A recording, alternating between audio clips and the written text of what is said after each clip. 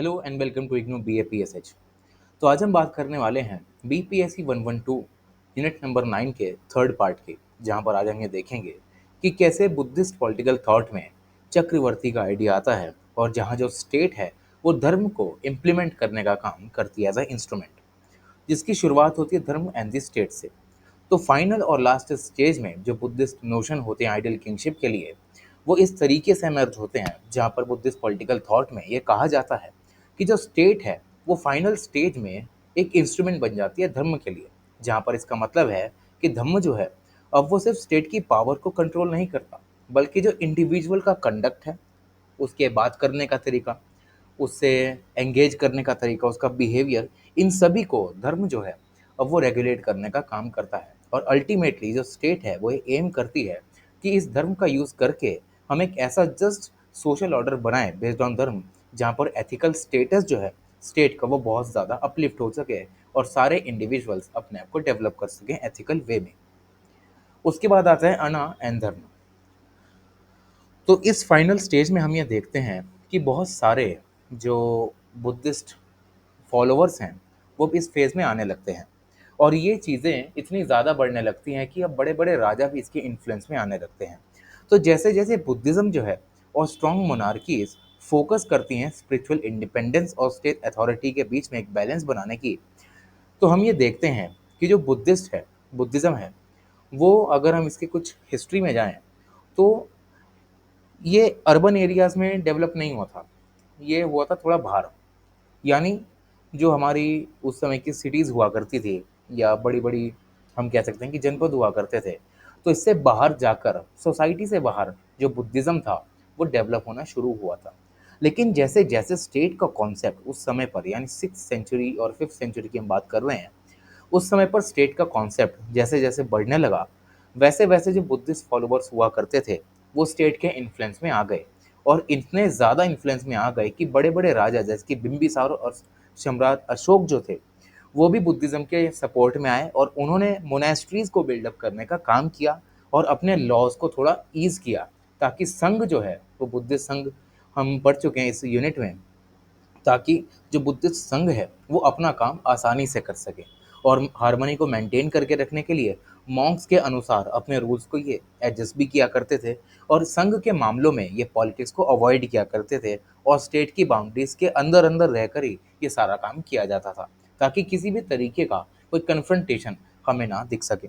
उसके बाद हम ये देखते हैं कि स्टेट इतना ज़्यादा इन्फ्लुएंस होता था धर्म की वजह से, जहाँ पर एथिकल गवर्नेंस जो है वो बुद्धिस्ट प्रिंसिपल पर बेस्ड होती थी, जो स्टेट अपने सब्जेक्ट्स पर इम्प्लीमेंट करने का काम किया करती थी। तो ये सारे रूल्स हम यहाँ पर पहले ही पढ़ चुके हैं इन दी अन्न एंड धर्म, और इससे पहले भी हम ये सारी चीज़ें भी पढ़ चुके हैं। उसके बाद हमारे पास टॉपिक आता है अन्न एंड अर्थ। तो अर्ली बुद्धिस्ट फिलोसफर्स जो हुआ करते थे या थिंकर्स जो हुआ करते थे, वो एक ह्यूमन लाइफ के दो इम्पोर्टेंट स्फीयर्स के बारे में बताते थे। पहला था टेम्पोरल स्फीयर, दूसरा था स्पिरिचुअल स्फीयर। अब अगर हम धर्म की बात करें तो धर्म एक सोर्स ऑफ स्पिरिचुअलिज्म है, जहाँ पर हम ये देखते हैं कि धर्म में एथिकल कंडक्ट हमें सिखाया जाता है कि हम अपने बड़ों से कैसे बात करें, रिलीजियस टॉलरेंस कैसे रखें, हार्मनी को कैसे मेंटेन करें, तो ये सब धर्म में आता है। वहीं अगर हम अन्न की बात करें, यानी रॉयल्टी की बात करें, तो अन्न का मतलब होता है जो अर्थ है, यानी जो पैसे वाली चीज़ें हैं, ट्रेजरी है। अन्न में हम रॉयल्टी को गिनते हैं, राजा महाराजाओं को गिनते हैं। तो इन राजा महाराजाओं का काम होता है जो अर्थ है, अपना पैसा है, उसको मेंटेन करें और उसको कंजर्व करके रखें अपनी प्रजा के लिए। तो हम इससे देख सकते हैं कि कैसे अर्थ और जो अन्न है वो एक दूसरे से कैसे लिंक्ड है। एक भी चीज़ अगर हट जाती है तो स्टेट पूरा कोलैप्स कर सकता है। अगर राजा नहीं है तब तो दूसरे राजा इस पर कब्जा कर लेंगे और लूट पाट के भाग जाएंगे। वहीं अगर अर्थ नहीं है तो राजा रंक बन जाएगा, सब गरीबी से मर जाएंगे। तो इससे हमें इनके बीच में एक लिंकेज पता चलती है कि अन्न और जो अर्थ है वो बहुत ही ज़्यादा इंटरलिंक्ड है। उसके बाद जो अर्थ है उसमें गुड ब्लेसिंग, वेलफेयर, जो प्रॉफिट है, प्रॉस्पेरिटी, रिचेस, वेल्थ, ये सारी चीज़ें आती हैं। उसके बाद ये देखा जाता है कि ऐसा वर्ल्डली गुड, यहाँ पर राइट टू प्राइवेट प्रॉपर्टी का भी आता है, जहाँ पर इंजॉयमेंट की बात आती है कि अगर एक इंसान, उसके पास पैसा है, वो अपनी प्राइवेट प्रॉपर्टी भी बना सकता है, उसको एंजॉय भी कर सकता है और अपनी एक बढ़िया सी फैमिली भी बना सकता है बिना किसी डिसरप्शन के। लेकिन ये worldly possessions, including the property and family without disruption, ये तभी एग्जिस्ट कर सकते हैं जब हमारे पास अन्न होता है, यानी हमारे पास एक सेट ऑफ लॉज होता है, एक स्टेट की अथॉरिटी होती है जो कि इन सभी चीज़ों को कंट्रोल में करके रखती है। क्योंकि अगर अथॉरिटी नहीं होगी तो ये पैसे वाले लोग जो हैं वो गरीबों को यहाँ पर क्या एक्सप्लॉइट करना शुरू कर देंगे, और इससे जो सोसाइटी है वो और ज़्यादा बैकवर्ड चली जाएगी। तो एक स्टेट अथॉरिटी का होना अर्थ के साथ साथ बहुत ही ज़्यादा ज़रूरी माना जाता है बुद्धिस्ट पॉलिटिकल थॉट में, क्योंकि ये माना जाता है कि अगर कोई ऐसी अथॉरिटी नहीं है तो ये एनार्की को क्रिएट कर देगा जहाँ पर एक ही बंदे की चलेगी, और ये स्टेट हमेशा एज अ प्यूनिटिव इंस्टीट्यूशन ही काम करता है। जो भी इस राजा को गलत लगेगा, इस एनार्कियल राजा को, वो उसे सज़ा दे देगा, और इतनी भयंकर सज़ा दे देगा कि जो प्रजा है उसके उसमें डर बैठ जाएगा, और जैसा जैसा जो राजा है वो प्रजा उसकी चमचागिरी करनी शुरू कर देगी, भले ही वो गलत ही क्यों ना हो। तो इससे हम ये देख सकते हैं कि लॉ एंड ऑर्डर के साथ साथ स्टेट अथॉरिटी और अर्थ, इन सभी का होना बहुत ही ज़्यादा ज़रूरी है किसी भी स्टेट में। और ये सारी चीज़ें बुद्धिस्ट रूलर्स बिम्बिसार और अजातशत्रु ने समझी, जहाँ पर इन्होंने ह्यूमन लाइफ में टेम्पोरल और स्पिरिचुअल तरीके के जो भी स्फीयर्स हुआ करते थे इनके बीच में बैलेंस बनाने का काम किया by building monasteries as well as regulating the state authorities.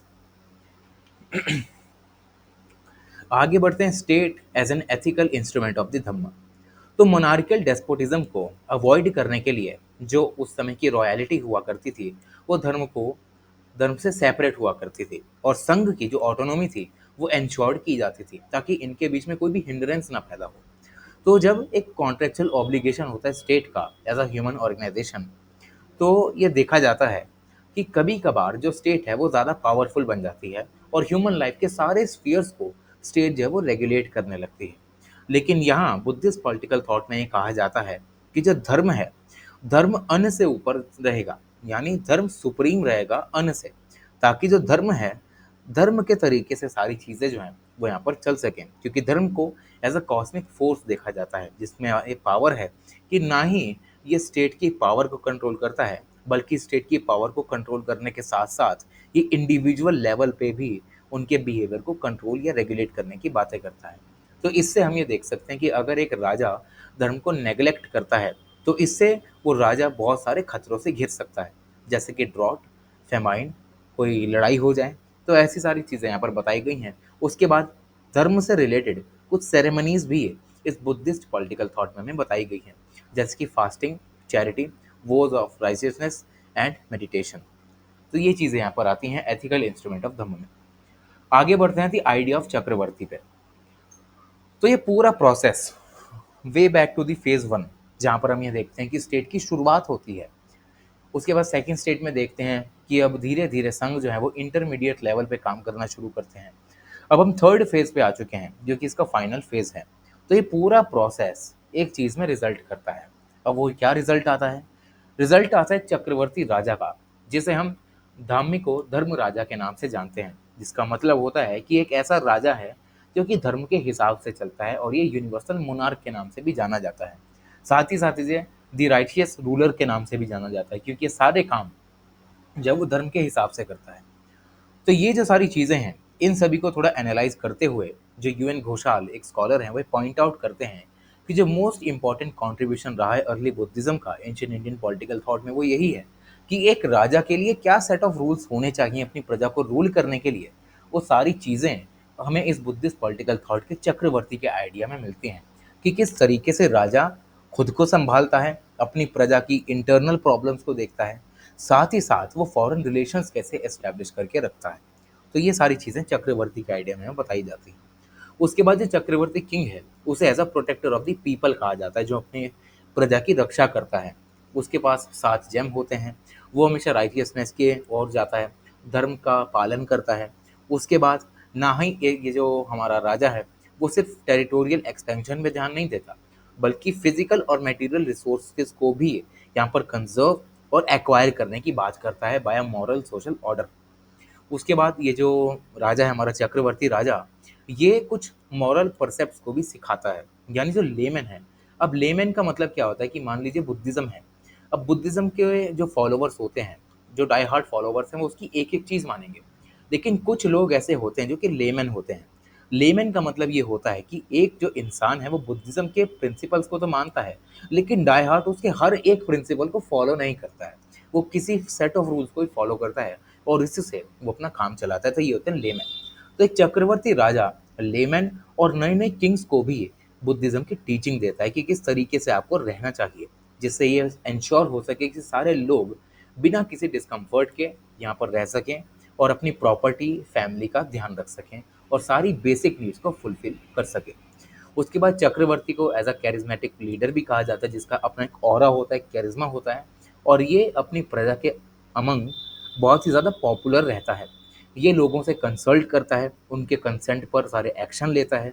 उसके बाद जो लोग हैं इसके लिए लॉयल बने रहते हैं और जो भी राजा की विश होती है वो लोग इसे पूरा करके देते हैं। और ये राजा ब्राह्मण और जो श्रमण है इनको सबसे ज़्यादा प्रायोरिटाइज करता है। उनकी लीडरशिप और गाइडेंस के अंदर ही जो ये सोशल ऑर्डर है उसको मेंटेन करने की कोशिश करता है।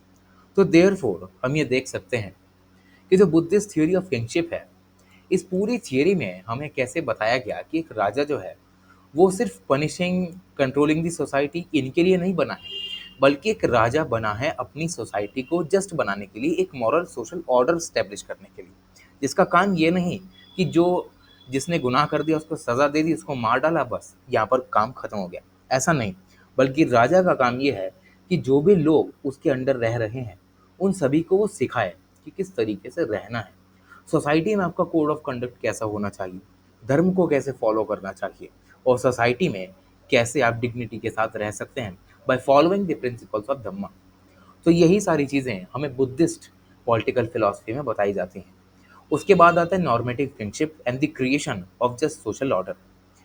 तो बुद्धिस्ट पॉलिटिकल थॉट में जो चक्रवर्ती राजा है उसे यूनिवर्सल बेनेवलेंट मोनार्क की तरह देखा जाता है, जिसका काम सिर्फ मटेरियल वेलफेयर पर ध्यान नहीं होता बल्कि मॉरल वेलबींग पर भी अच्छा खासा ध्यान इस राजा को देना होता है। और इसका एक बहुत ही बढ़िया एग्जाम्पल हमें अशोकन वेलफेयर स्टेट में देखने को मिलता है, मगध में, जहाँ पर बुद्धिस्ट ह्यूमनिज्म पर बिल्ट ये स्टेट, जहाँ पर जो ह्यूमन की रिलेशनशिप है वो कंपैशन, लव, सिंपथी और दूसरों के लिए केयर जैसी फीलिंग्स जो है इन सभी पर बेस्ड रहती है। जहाँ पर जो अशोक राजा हैं वो कलेक्टिव इंटरेस्ट को प्रमोट करते हुए कहते हैं कि हमें हमेशा दूसरों के लिए काम करना चाहिए और लोगों को पहले रखना चाहिए खुद से भी, ताकि हम एक राइचियस इंसान बन सकें। और इसीलिए एम्परर अशोका को चक्रवर्ती राजा के रूप में भी माना जाता है। और ये जो कोड ऑफ कंडक्ट हमें अशोकन वेलफेयर स्टेट में देखने को मिलता है, इसमें हमें अच्छे खासे बुद्धिस्ट आइडियल्स भी देखने को मिलते हैं, जो of the just society based on economic prosperity, equality and practice of good life. तो ये जो सारी चीज़ें हैं वो यहाँ पर हमें बताई गई हैं। आगे बढ़ते हैं एब्सेंस ऑफ स्टेट रिलीजन। तो इस तरीके के पूरे बुद्धिस्ट पॉलिटिकल थॉट में हम अब तक ये सीखते हुए आ चुके हैं कि किस तरीके से स्टेट आई, स्टेट ने कैसे धर्म को इम्प्लीमेंट करना चालू किया एज अ इंस्ट्रूमेंट बन के। और लास्ट में हमें ये बताया गया है कि अगर सच में अगर कोई स्टेट सेक्युलर बनना चाहती है तो उस स्टेट का कोई भी स्टेट रिलीजन नहीं होना चाहिए। तो इसी को ध्यान में रखते हुए जो अशोकन पॉलिटी है उसमें बुद्धिस्ट आइडियल्स को तो फॉलो किया जाता है, जो भी सारे प्रिंसिपल्स उनको फॉलो किया जाता है, लेकिन इस बुद्धिस्ट पॉलिटिकल जो हमारी स्टेट है इसको कभी भी ये नहीं बताया जाता कि बुद्धिज्म ही आपका स्टेट रिलीजन है, आपको हमेशा बुद्धिज्म का ही पालन करना है। बल्कि बुद्धिज्म में हमें क्या सिखाया जाता है कि आपको हर एक धर्म की रिस्पेक्ट करनी है। आप जो भी इंसान से मिले, भले ही वो छोटे से छोटा हो, जितने अमीर हो गरीब हो, जो भी इंसान हो, आपको उसे एज अ इंसान ट्रीट करना है और उससे आपको हमेशा अच्छे से बात करनी है। तो इन्हीं सारे आइडियल्स को ध्यान में रखते हुए जो बुद्धिज़्म है वो ये कहता है कि बुद्धिज़्म के जो आइडियल्स हैं उसको फॉलो तो करना चाहिए, लेकिन कभी भी बुद्धिज़्म को as a state religion portray नहीं करना चाहिए, क्योंकि इससे लोगों के जो रिलीजियस सेंटिमेंट्स हैं उनको हर्ट होता है। और जहाँ लोगों के रिलीजियस सेंटिमेंट्स हर्ट होते हैं वहाँ दंगे फसाद होते हैं और दंगे फसाद की वजह से एक जस्ट सोसाइटी नहीं बन सकती। तो यही हमें अशोकन पॉलिटी में भी दिखाई देता है, जहाँ पर अशोक जो हैं वो बुद्धिज़्म को स्टेट रिलीजन कभी भी डिक्लेयर करते ही नहीं हैं। तो ये होता है हमारा पूरा यूनिट खत्म। और रही बात इसकी लिमिटेशंस की, तो इसके लिमिटेशंस हम यूनिट नंबर 3 में भी पढ़ चुके हैं, तो आप वहाँ से जाकर इसे दोबारा से पढ़ सकते हैं। यहाँ पर तो इसे ये सब जो है वो रिपीटेशन में दिया गया है। तो यहीं पर हमारा यूनिट ये ख़त्म होता है। Thank you so much.